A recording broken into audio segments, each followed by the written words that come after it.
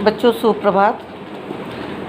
हम लोगों ने कल दिनांक 24 तारीख को हिंदी में आचार्य रामचंद्र शुक्ल जी का मित्रता पाठ पूर्ण किया है। आज हिंदी में उपविषय काव्य सौंदर्य के तत्व हम लोग समझेंगे।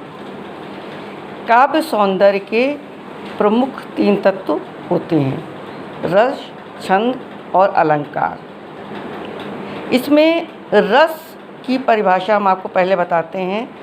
रस शब्द की व्युत्पत्ति रसस्ते असहु इति रसा के रूप में हुई है, अर्थात जो चखा जाए या जिसका आस्वादन किया जाए अथवा जिससे आनंद की प्राप्ति हो, वही रस है। यदि हम सामान्य भाषा में कहें तो सामान्य भाषा में रस का अर्थ स्वाद से लिया जाता है, जैसे मीठा, खट्टा, तीखा, ये रस है सामान्य भाषा में। परंतु साहित्य में रस का आशय उस आनंद से लिया जाता है जो काव्य को पढ़ने, सुनने अथवा अभिनय देखने से मन में उत्पन्न होता है। भरत मुनि जी ने सर्वप्रथम अपने नाट्यशास्त्र में इसका स्वरूप बताया है।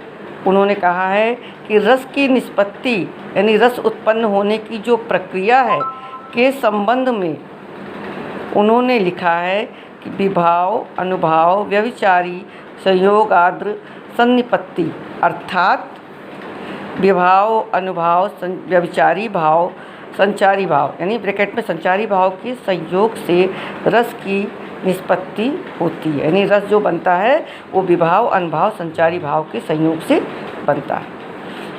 आचार्य भरत मुनि ने इसके 4 अव्यय अथवा अंग बताए हैं। कौन कौन से हैं?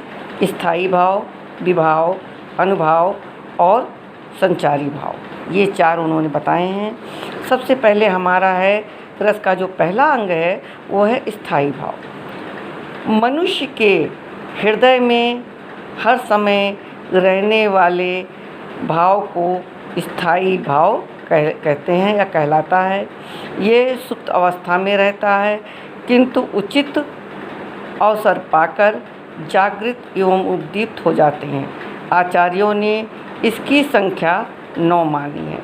यानी हमारे मन में जो भावनाएं हैं, जो भाव है वो स्थायी रूप से रहता है। परिस्थितियों को देखकर, समय को देखकर ये जागृत हो जाता है और जागृत होकर के रस की निष्पत्ति करता है।